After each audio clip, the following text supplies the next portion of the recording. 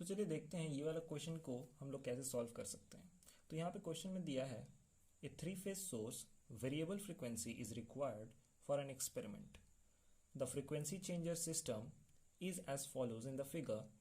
The induction machine is a 3-phase 460 volt 60 Hz supply. The variable frequency output is obtained from the rotor terminals. The frequency is to be controlled over the range of 15 to 120 Hz. The speed in RPM of the system to give 120 Hz is given number of poles is equal to 6. तो हमको बोला है जो input में जो आपका जो input में जो फ्रीक्वेंसी आ रहा है वो 60 हर्ट्ज है और जो इनपुट में जो वोल्टेज आ रहा है वो 460 वोल्ट है। यानी मैं बोल सकता हूँ कि स्टेटर और सप्लाई फ्रीक्वेंसी जो है वो कितना है 60 हर्ट्ज है। यानी मैं बोल सकता हूँ कि NS मेरा जो है वो कितना है 120 F upon P, that is 120 into 60 upon poles, that is 6 10 60, so 1200 RPM आपका स्टेटर रोटेटिंग RMF है। ठीक है, अब हमको बोला है कि हमको अगर 120 हर्ट्ज सप्लाई फ्रीक्वेंसी अगर चाहिए, ठीक है, ये एक्चुअली ये बेसिकली एक डीसी एक मतलब एक जनरेटर का सेटअप है, 3-phase इंडक्शन जनरेटर का सिस्टम है।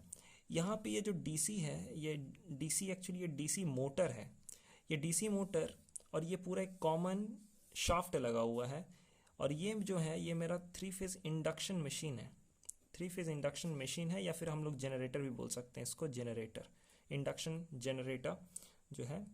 इसमें क्या है कि ये डीसी मशीन जो है ये शाफ्ट मतलब ये शाफ्ट जो है ये कनेक्टेड है, एक कॉमन शाफ्ट कनेक्टेड है। तो ये डीसी मशीन जब घूम रहा है इसका शाफ्ट भी घूम रहा है इस और ये शाफ्ट के ऊपर ही इसका रोटर भी है, मतलब डीसी मोटर का भी रोटर यहीं पे है और आपका जो शाफ्ट का जो रोटर है ये आपका जो 3-phase इंडक्शन मशीन का जो रोटर है वो भी शाफ्ट के ऊपर है। इसका मतलब जो डीसी मोटर का जो स्पीड है उसी स्पीड से मेरा रोटर भी घूम रहा है।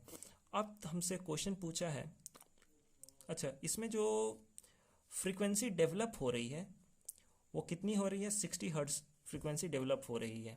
ठीक है, और यहाँ पे जो जनरेट हो रहा है 460 वोल्ट जनरेट हो रहा है और 60 हर्ट्ज मेरा फ्रीक्वेंसी है।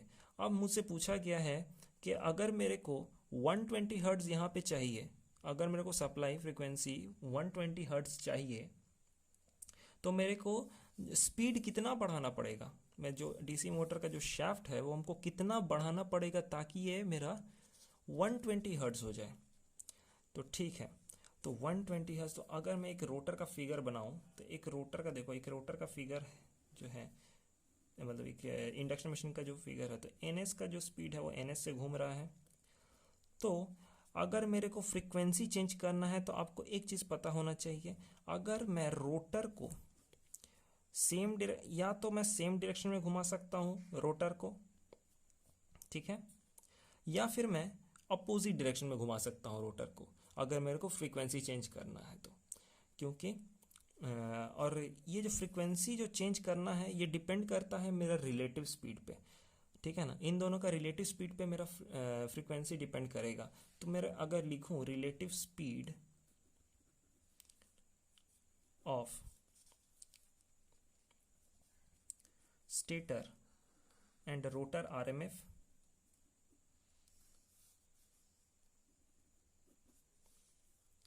एक्चुअली सॉरी यहाँ पे मुझे लिखना चाहिए that relative speed between stator and rotor RMF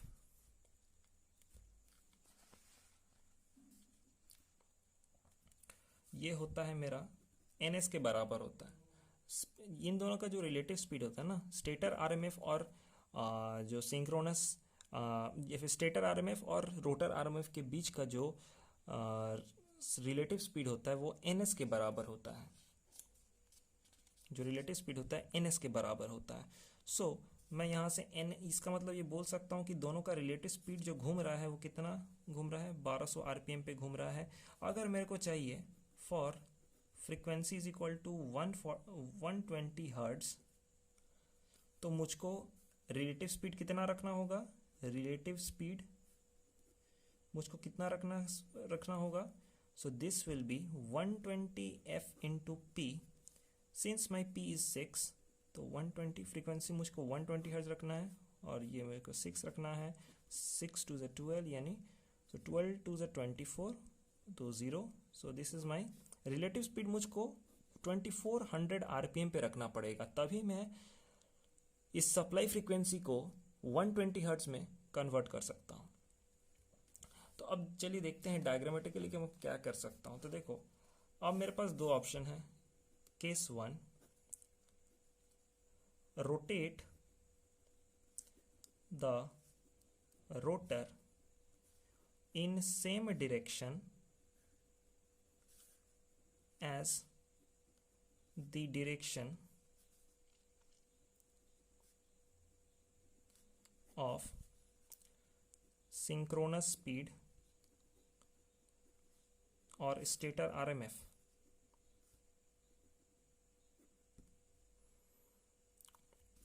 अगर मतलब ये अगर मेरा रोटर है तो ये जो है मेरा NS इस डायरेक्शन में घूम रहा है, और ये जो रोटर है तो मुझको रोटर को आइदर सेम डायरेक्शन में अगर मुझको घुमाना है तो मैं ये यूज़ करूँगा।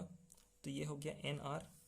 तो मुझको speed of rotor with respect to stator कितना होगा? तो speed of rotor with respect to stator RMF will be NR minus NS, और यही है तुम्हारा रिलेटिव स्पीड। तो ये रिलेटिव स्पीड मेरा कितना होगा? यहाँ पे रिलेटिव स्पीड लिख देते हैं, या फिर मैं इसको ऐसे भी बोल सकता हूँ दैट यहाँ पे ऐसे लिखते हो relative speed of rotor, relative speed of rotor with respect to मेरा स्टेटर RMF कितना होगा। So relative speed will be, मेरा कितना चाहिए हमको? 2400 RPM चाहिए। NR की जो वैल्यू है कितनी है? NR की वैल्यू मेरे पास हमको नहीं पता है। NS की वैल्यू है 1200 RPM, तो मैं NR को लिख सकता हूँ 2400 प्लस 1200 दैट इज 3600 RPM। अगर मुझको रोटर को घुमाना है, अगर मेरे को 120 हर्ट्ज चाहिए, तो मुझको रोटर को किस डायरेक्शन में घुमाना पड़ेगा?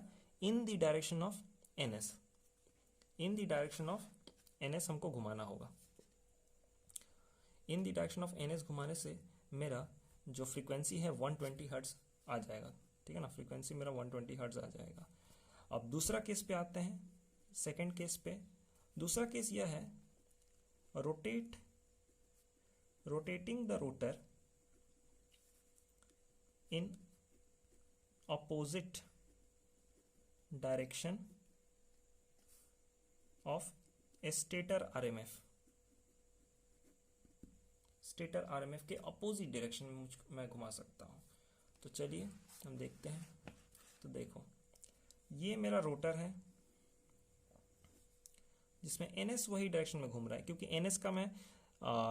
NS का डायरेक्शन मैं चेंज नहीं कर सकता। मुझको अगर चेंज करना हो तो मुझको वायरिंग चेंज करना पड़ेगा, ठीक है? तो मैं NS को चेंज नहीं कर सकता। तो अब मैं क्या करूँगा? मैं रोटर को घुमा सकता हूँ अपोजिट डायरेक्शन में। तो ये मेरा NR का डायरेक्शन, तो मेरा वही रिलेटिव स्पीड मैं लिख देता हूँ, relative speed of rotor with respect to stator RMF, जो मैंने यहाँ पे लिखा था, ठीक है? वही यहाँ पे होगा, दैट इज इक्वल टू, क्योंकि अपोजिट डायरेक्शन में घूम रहा है तो NR minus of NS with respect to NS कर रहा हूँ, ठीक है ना? जिसके रिस्पेक्ट में कर रहे हैं ना उसको आप फिक्स्ड रखो, जिसको रेफरेंस मान रहे हो, मतलब NR को अगर रेफरेंस मान रहे हो तो इसको फिक्स्ड रखो, ठीक है?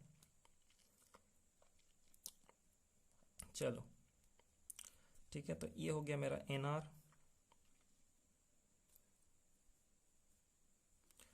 NR ये प्लस NS हो जाएगा। और ऐसे भी तुमको ये फॉर्मूला पता होना चाहिए, जब दो ट्रेन्स अपोजिट डायरेक्शन में जाते हैं तो उनका जो रिलेटिव वेलोसिटी होता है, मतलब जो दो ट्रेन अगर रिलेटिव स्पीड में मतलब दो ट्रेन अगर अपोजिट डायरेक्शन में ट्रैवल कर रहे हैं तो दोनों का वेलोसिटी क्या होता है? ऐड हो जाता है। रिलेटिव स्पीड अगर हम लोग निकालते हैं एक के रिस्पेक्ट में दूसरे का, तो वेलोसिटी ऐड हो जाता है। और अगर सेम डायरेक्शन की बात करते हैं तो सेम डायरेक्शन में सेम डायरेक्शन में उन दोनों का वेलोसिटी डिफरेंट मतलब माइनस हो जाता है। तो वही चीज़ यहाँ पे किया गया है, ठीक है। तो N R plus N S, और यहाँ पे हमको कितना चाहिए 2400 RPM। तो एन आर का वैल्यू 2400 और ये एन एस का वैल्यू मैं पुट कर दूंगा 2400 minus of 1200, so answer will be 1200 RPM in opposite direction, ठीक है ना। ये किस डायरेक्शन में है, ये एंटी क्लॉकवाइज डायरेक्शन में, ठीक है ना, एंटी क्लॉकवाइज। और ये जो है निकला है मेरा, ये क्लॉकवाइज डायरेक्शन में निकला है, ठीक है ना, क्लॉकवाइज डायरेक्शन में इतना है। ये मतलब opposite to the speed of stator RMF, ठीक है। तो ये मेरा पूरा